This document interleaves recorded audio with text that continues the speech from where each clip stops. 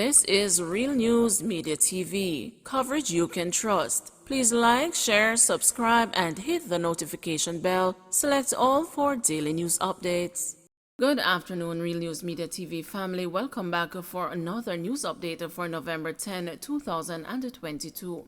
And in the news today, 14-year-old boy found wandering in Old Harbor. The Old Harbor police are seeking the public's assistance in reuniting 14-year-old Antoine Lewis with his family. According to the police, Antoine was found wandering in Old Harbor, St. Catherine, and was brought to the police station on Wednesday, November 9. He gave his mother's name as Leticia Douglas. However, he was unable to provide any further details, the police said. Anyone with information that could help with reuniting the teen with his family is being asked to contact the Old Harbor Police at 876-983-2255, Police 119 emergency number, or the nearest police station. Security guard who sent death threats through WhatsApp fined $100,000. A security guard who had pleaded guilty to sending death threats via WhatsApp to a resident of the apartment complex where she was stationed was slapped with a $100,000 fine when she appeared in the Kingston and St. Andrew Parish Court on Tuesday. Samantha Edwards-Smith sent a series of WhatsApp messages to a resident at the apartment complex she was stationed at after an altercation that read, "You are going to die soon. Your time has come and we are going to teach you a lesson." Edwards-Smith pleaded guilty to the charge of malicious communication on October 25. Before the sentence was handed down, Senior Parish Judge Lauren Cole Montague asked Edwards-Smith if she had anything to say. Edwards-Smith proceeded to apologize to the complainant. "I am very sorry. I am not a troublemaker. I've been doing security work for years. I apologize for making my ignorance lead me to where I am now, and I'm truly sorry for what I did. I regret everything that I said," Edwards-Smith said. Turning to the complainant, the judge asked if she had anything to say. The complainant said she is interested to find out who he is, referencing the message that Edwards-Smith sent. The judge agreed, and Edwards-Smith said she just sent the message out of ignorance and that she had no friends. "It's just my son and husband." Handing down the sentence, Cole Montague informed the accused that the offenses she was charged with can result in a fine being imposed or imprisonment. However, the judge told her that given her early guilty plea, she will show leniency. Edwards-Smith was subsequently fined $100,000 or 6 months imprisonment. PNP chides Warmington for racial comments about Golding. The opposition People's National Party has expressed disgust at what it says are the repulsive and racially charged comments by St. Catherine Southwest Member of Parliament Everald Warmington about its president Mark Golding. Speaking at a Jamaica Labour Party constituency meeting on Sunday, Warmington pointed to Golding's skin color and suggested he should seek to become the leader of a European country, as he would never be able to win an election against the Prime Minister Andrew Holness. PNP Chairman Dr. Angela Brown-Burke says that the comments are despicable and in poor taste. She adds that they are as incorrect as they are offensive. She points out that Golding was born in Jamaica at the University Hospital of the West Indies, arguing that his nationality and heritage are of unquestionable authenticity.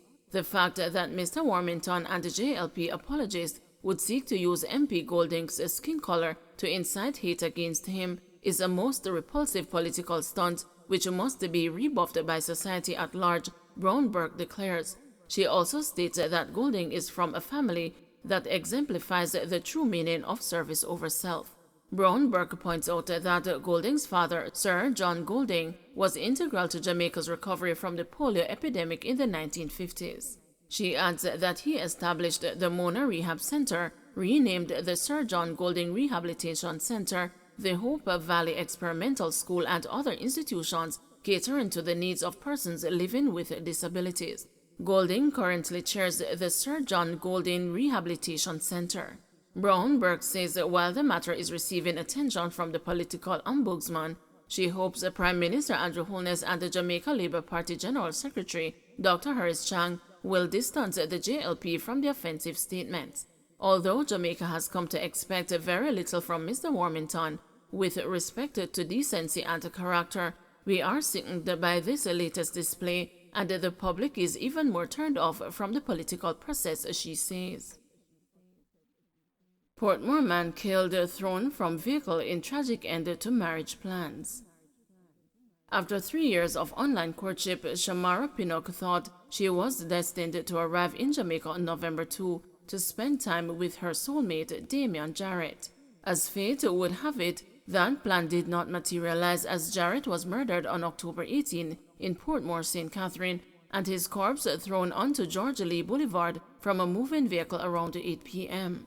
The duo met 13 years ago when Pinnock visited Jamaica on a girls' trip, and Jarrett, who was their taxi driver at the time, captured her attention with his charm. This week, they were set to meet again and visit a lawyer together, with the hopes of paying to annul Jarrett's marriage and solidify their relationship. Beyond heartbroken at the tragic twist in their plans, Pinnock cancelled her flight to the island. Life happens. We would keep in contact with each other, and finally when we came together 3 years ago, we said we were going to work on the long-distance relationship, she told the news in a recent telephone interview. I finally had my ticket to see him and he was murdered. Everything was strictly phone, video chat, phone calls, she added. I haven't been to Jamaica since 13 years ago.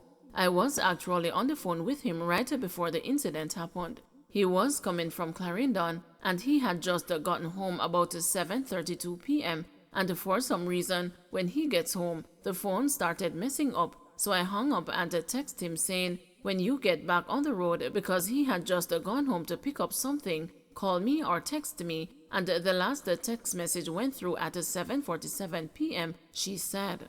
Pinnock believes Jarrett was murdered at the gate of his house or en route from his house after being whisked away before being thrown out of the vehicle along the roadway.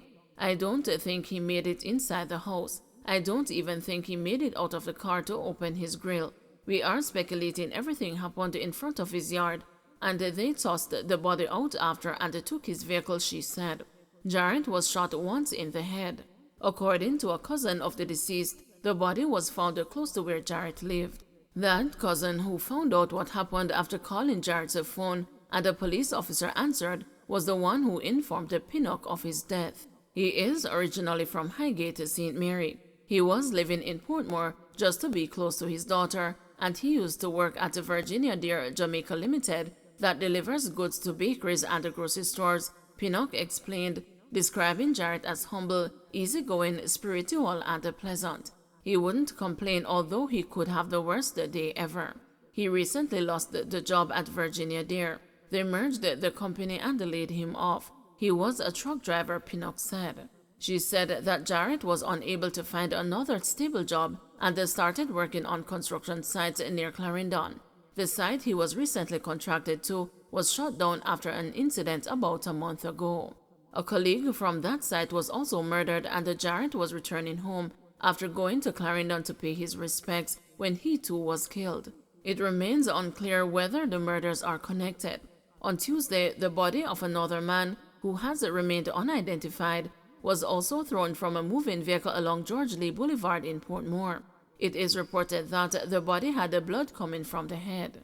As Pinnock grapples with moving on, she rues the fact that the pandemic set in at the time when she and Jarrett decided to establish a relationship, making the distance even more intense as travel restrictions and other life demands kept them apart. It was always the plan for us to get married, but when he was younger at 17 years of age, he had gotten married. We were trying to get the paperwork together.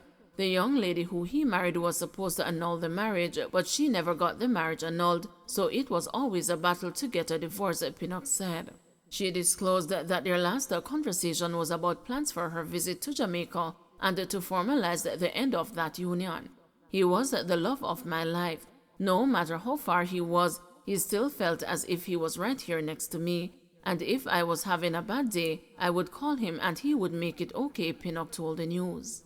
I would hear from him first thing in the morning. He would talk to me on my way to work. We would talk throughout the day, check in with each other, have conversations, and he was the last person I spoke to at night time, said Pinnock, who reached out to the news to humanize Pinnock amid the tragedy, noting that he was not just a man found lying on the street. He was a father, he was a brother. He lost his mother when he was 7, so his 2 sisters raised him. He had a rough life, and finally, when he saw the light at the end of the tunnel, this happened, she said. Don't forget to like, share, subscribe, and hit the notification bell. Select all for daily news updates.